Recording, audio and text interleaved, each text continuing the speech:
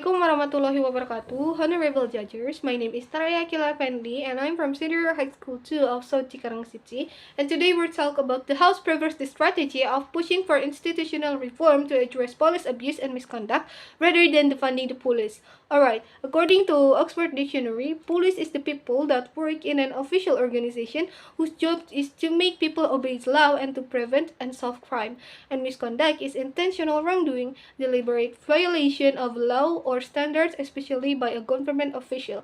Deliberate police misconduct can be defined as the inappropriate action taken by police in connection with their official duties. These actions can lead to a miscarriage of justice and will often involve discrimination. Some common forms of police misconduct include excessive use of physical or deadly force, physical or verbal harassment, discriminatory arrest, and selective enforcement of the law. Police misconduct also encompasses corruption, which is the abuse of police authority for personal gains. And we, affirmative team, believe that the strategy of pushing for institutional reform to address police abuse and misconduct rather than defunding the police is true. And today, as the first speaker, I will be talking to you about the first point of our argument, the importance of institutional reform. The process of achieving a country with good governance requires tools to bring components of government policies or regulation to realization of national goals. The government tool is the government apparatus, in this case civil servant, and now called the state civil apparatus as stipulated in Law No. 5 of 2014. According to International Center for Transitional Justice on 2023, institutional reform is the process of reviewing and restructuring state institutions so that they respect human rights, preserve the rule of law, and are accountable to their constituents. By incorporating transitional justice approach, reform efforts can both provide accountability and repair for abuses. More importantly, it can disable the structures and ideologies that allowed abuses to occur.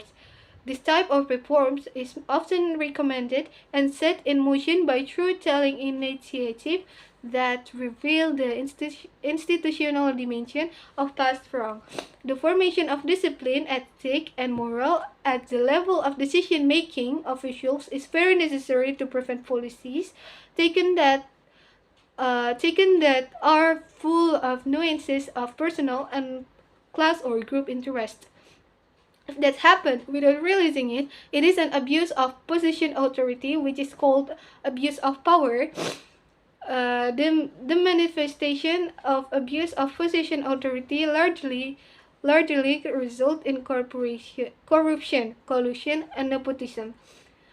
Sometimes acts of abuse of official authority are caused by public policy, which is only seen as a procedural and administrative error. But if it is carried out with the aim of benefiting oneself or another person or corporation with result in losses to the state's economy and finance, then it is actually a criminal act. The problem of corruption that occurs from abuse of position is related to the complexity of moral problem or mental attitude, lifestyle problem, needs, as well as culture and social environment, problems of economic needs or demands and socio-economic welfare, problems of economic structure or system, problems of political system or culture, problems of development mechanism, and weak bureaucracy and administrative procedures, including supervisory system in the field of finance and public services. Thus, cases of criminal acts of corruption involving abuse of official authority are multidimensional and complex. Even though the criminal acts of corruption are multidimensional and complex, there is one thing that is the main cause of criminal acts of corruption, especially in the hierarchy, namely opportunity and position or power. Someone will tend to abuse their position or power to enrich themselves or other people or corporation. If they have they have the opportunity. Abuse of position power is an important element of criminal acts of corruption regulated in Law Number 31 of 1999, conjunction with Law Number 20 of 2001, concerning the eradication of corruption crimes. Okay, the second point is from the G's case. There are three essential principles in the use of violent weapons and firearms that are important for the police to pay attention to, namely the principle of legality, necessity, and proportionality. Even though the use of violence and firearms cannot be avoided, law enforcement officials must control and prevent by acting proportionally based on the situation and condition on the ground. Misuse of uh, Misuse of violence and firearms can use officers to get into trouble, especially resulting in death. Abuse of this authority results in criminal offenses as well as violation of human dignity. The use of firearms is clearly a small part of the problem of the police enormous authority, which has minimal supervision and control, resulting in human rights violation and other arbitrary actions. A report from Komnas HAM shows that 71 acts of violence and 39 acts of torture were carried out by the police in the last 2 years, namely 2020 and 2021. Other data from contrast, from June 2021 to May 2022, there was about 31 cases of police torture. This data always changes every day.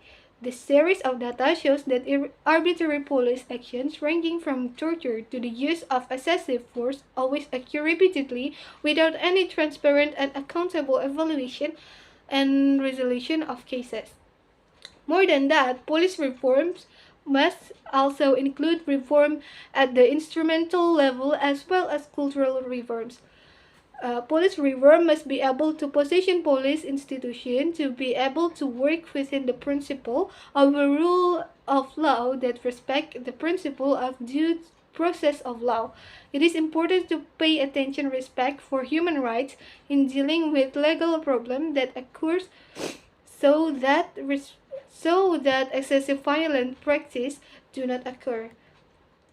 Police reform also demands that the police can work professionally, accountably, and transparently.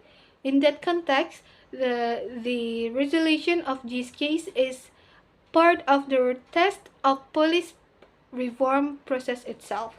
So, honorable judges, in conclusion, I strongly believe that the strategy of pushing for institutional reform to address police abuse and misconduct rather than defunding the police is true based on my argument, based off the argument that I've already explained. Thank you. Wassalamualaikum warahmatullahi wabarakatuh.